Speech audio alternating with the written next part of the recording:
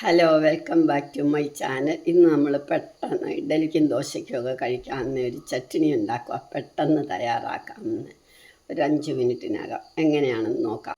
ഇതിന് വേണ്ടുന്ന സാധനങ്ങൾ: ചെറിയ ഉള്ളി, ഒരു ചെറിയ കഷ്ണം പുളി, തക്കാളി ഇല്ലെങ്കിൽ പുളി ഇത്തിരി കൂടെ എടുക്കണം, ഒരു കഷ്ണം ഇഞ്ചി, 2-3 മുളക് അവരവരുടെ എരിയുടെ ആവശ്യത്തിന്,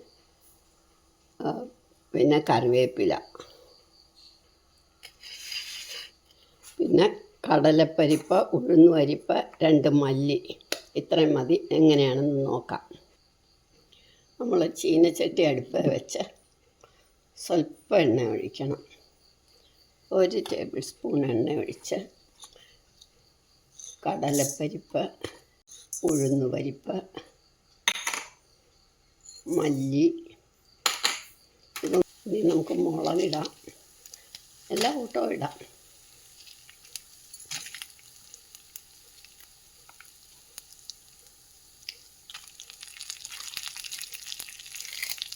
കറിവേപ്പില,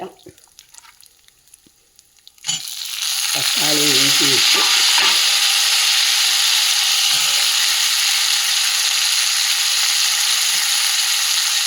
പുളി നമുക്ക് കുറച്ച് കഴിഞ്ഞിട്ടിടാം. എല്ലാം കൂടെ ഒന്ന് ലേശം വഴങ്ങി.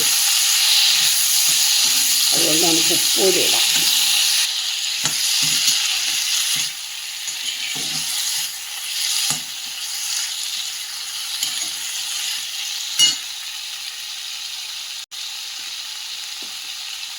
പാകത്തിന് ഉപ്പ്,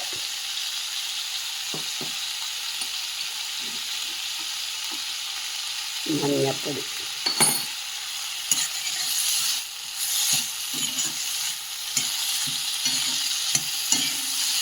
ചെറുതായിട്ടൊന്ന് വാടിയാൽ മതി.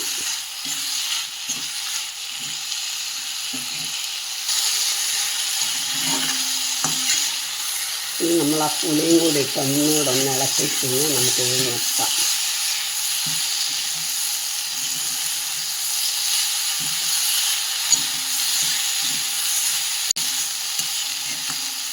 ഇനി നമുക്ക് സ്റ്റൗ ഓഫാക്കാം.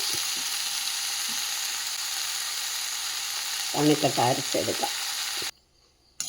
തണുത്തപ്പം നമുക്കിത് മിക്സിയിലോട്ടിട്ട് അരച്ചുകൊണ്ട് വരാം.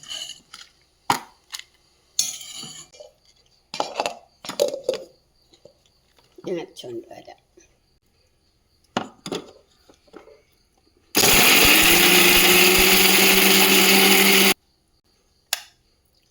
നമുക്കിതെടുക്കാം. കടുക് വറുക്കണം എന്ന് നിർബന്ധമൊന്നുമില്ല.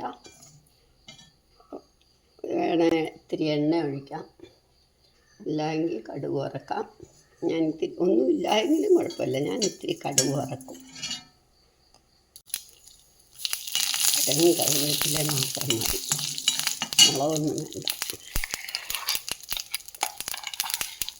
ഇത് ഇങ്ങോട്ടും ഇടാം, അല്ലാതെ പാത്രത്തിലോട്ടും ഇടാം.